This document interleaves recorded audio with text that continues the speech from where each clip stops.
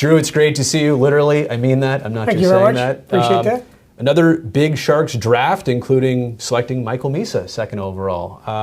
There's just a lot of excitement here. There's so much excitement that sometimes I have to remind myself it still takes a while. Like I'm an impatient person. I want this process to go quickly. How do you feel about just seeing the continuation of growth and hopefully the progress?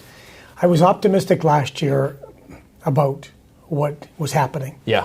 And I'm even more optimistic now because of, you talk about Misa, and then Dickinson's going to get his shot. Right.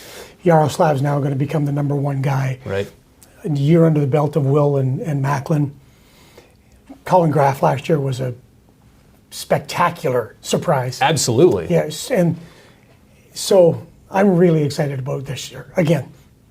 And I'm not, as you know, or overly optimistic guy. I'm not hey, the sun's shining, it's a good day. But we've won you over. You have won me over. So I like what's happening here. Yeah. It's hard not to be excited. And we've been around this team for a long, long time. And, we know how hard it is to, when the guys were winning, when they were great, when they were always in a contention. And we've also been around where we know how hard it is when they're losing all the time. But it feels like, through the darkness, and now you see so much light, so many lights, I should put it that way, it's starting to be, now it's not just one guy or two guys, now it is a group of guys, and you're starting to see the objective of becoming that team again. Yeah. Really starting to take fruit. This team found itself in a lot of, I'll say, 50-50 third periods last year. Tie game, close game, whatever, and then it just got away, went the other way. If there is such a thing as learning how to win, maybe you want this team to find themselves in those same spots this year 100%. And find a way to win those third periods. 100%. Are they that close to finding a way to win? I mean, that's easier said than done. Well, they should be. Yeah. They should be when you look what they went through last year. Did you learn any lessons, number one? Right. They always say, well, sports teaches you about lessons. It teaches you lessons. No, it doesn't. It shows you there's an opportunity to learn there, but you have to have people who understand the situation and be able to point out this is what we've got to do better in order to make sure that doesn't happen again. So they should be in a more confidence, well, not confident, but a more understanding of what they have to do in order to be successful.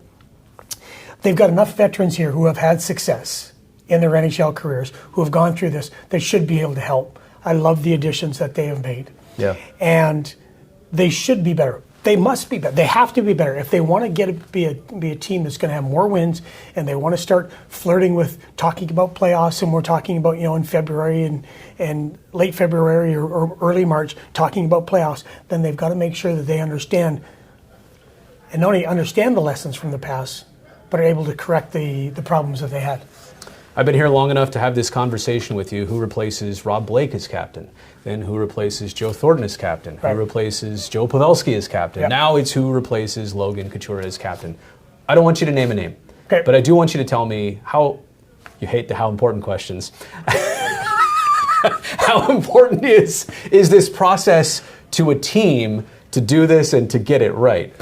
Sorry, I can't believe I asked that. No, I love the fact that you asked that, and I love the fact. I like when guys ask the question of how important it is to get off to a good start. Obviously, yeah. It's not important at all. Yeah. We don't need to.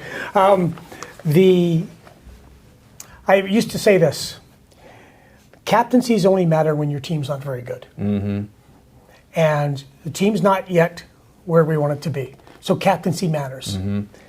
Now, when you have great teams, when you have teams with Patty and Joe and Brent Burns and Danny Boyle and you're getting Nabokov and Rob Blake and all those guys, you had so many guys who were leaders, who were alpha dogs, who you had that group, that our core leadership group. You heard how many times did we hear that? A lot, right? Yeah. But that is important. Right. It's not just about, this game is so great because it's not just about one guy. Right. For the Sharks, you have to have, though, 2 or 3 guys who can be those guys. Mario, Barkley, Tyler have to be 3 guys who really step up for me. And you can even look at Nick Leddy being here. You can look at Klingberg being here, Skinner being here. You've got to have those guys that have been around who will assume leadership roles even if they don't have an A or C. But as far as your C goes, he's got to be a guy who has that experience, and I think you need one for the Sharks right now. I think you need that guy. Although last year the guys that did it, Mario being one of those guys, is such a great leader, such a big personality, and such a guy who's changed his game. He's no longer the jokester. He still has fun. He's still got the laughs and everything else, but he's not about jokes anymore. He's about playing serious, but making sure he knows when to lighten up. But I think you need that figurehead that has to be a guy who's got gravitas, who's got experience, who's got respect throughout the room. Goalie-wise, with Askarov in there, probably assuming some role, and Nedeljkovic also coming in, assuming some role. Let's just say that's the 1-2 tandem right now. Two guys that play the puck, in Ned's case, shoots the puck, scores the puck.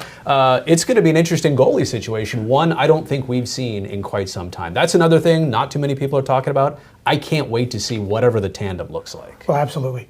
As you know, I know you are too, huge Yaroslav Askarov fans. Love him. Yeah, absolutely. Love Asky. And love the personality.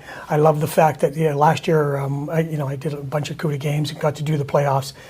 His goals against average, I think, was below 2. I think it was 1.94 in the playoffs. In the playoffs, he dipped it down. And they lost in 6 games. They didn't have the health that they needed. But that shows you how good this guy is and can be. And he's going to get us now. He's going to be what we think he's going to be, the number 1 guy. I love his fight. I love his competitiveness. I love his attitude.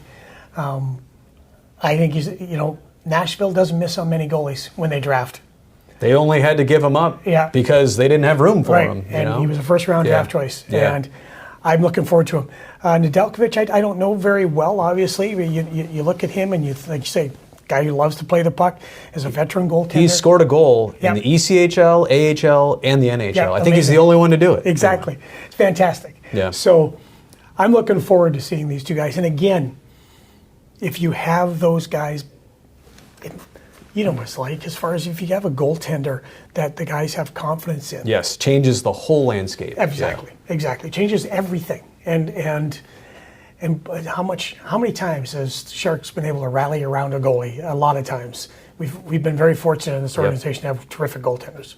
I can't wait. Can you wait? Yeah. I'm excited for this. I am too. I can't wait for it either. And it's, like I said, I'm not an overly optimistic person, but I'm looking forward to seeing what we're going to see this year. I think it's going to be a year where we're like, okay, for sure.